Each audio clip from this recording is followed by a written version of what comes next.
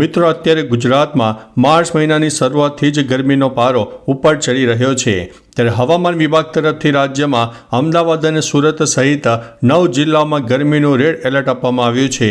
આ શહેરમાં આજે તાપમાનનો પારો 42 થી 43 ડિગ્રી સુધી પહોંચવાની શક્યતા છે. રાજ્યના મોટાભાગના સેન્ટરોમાં છેલ્લા 2 દિવસથી મહત્તમ તાપમાન સામાન્ય કરતાં 1 થી 7 ડિગ્રી વધુ નોંધાઈ રહ્યું છે. અમદાવાદ શહેરમાં પડી રહેલી આકરી ગરમીના કારણે કોર્પોરેશન પણ હીટ એક્શન પ્લાન તૈયાર કર્યો છે.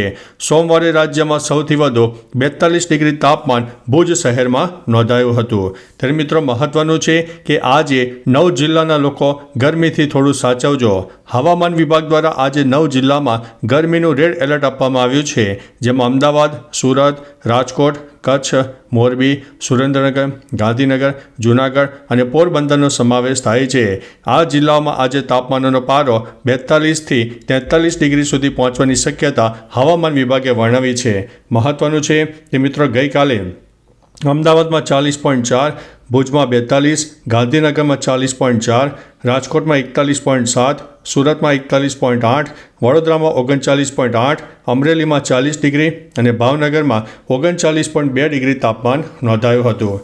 હવે મિત્રો, ગરમી વધવાનું કારણ જણાવીએ તો હવામાન વિભાગના ડાયરેક્ટરના જણાવ્યા અનુસાર આગામી 3 દિવસ રાજ્યના લઘુત્તમ અને મહત્તમ તાપમાનમાં નોંધપાત્ર ફેરફારની શક્યતા નહીવત છે, પરંતુ ત્યારબાદ મહત્તમ અને લઘુત્તમ તાપમાનમાં 2 થી 3 ડિગ્રી સેલ્સિયસ ઘટાડો થવાની શક્યતાઓ છે. હાલમાં ઉત્તર પશ્ચિમ રાજસ્થાનના ભાગ ઉપર એન્ટી સાયક્લોનિક સિસ્ટમ સક્રિય થયું છે, જેના કારણે તાપમાન વધ્યું છે.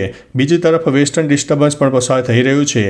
તેના કારણે અમદાવાદ અને આસપાસના વિસ્તારના વાતાવરણમાં ઉપરી સ્તરમાં છૂટાછવાયા વાદળો પણ દેખાઈ શકે છે, જેના કારણે બફારા જેવી પરિસ્થિતિનું નિર્માણ થઈ શકે છે. પરંતુ આગામી 3 દિવસ ગરમીથી રાહત મળે તેવી શક્યતાઓ નહીવત છે. ત્યારબાદ 2 ડિગ્રી સેલ્સિયસ સુધી તાપમાનમાં ઘટાડો થશે અને ત્યારબાદ થોડી ગરમીમાં રાહત મળશે. તો ચાલો મિત્રો, ફરીથી નવા સમાચાર લઈને મળતા રહીશો. ત્યાં સુધી અમને રજા આપશો. નમસ્તે.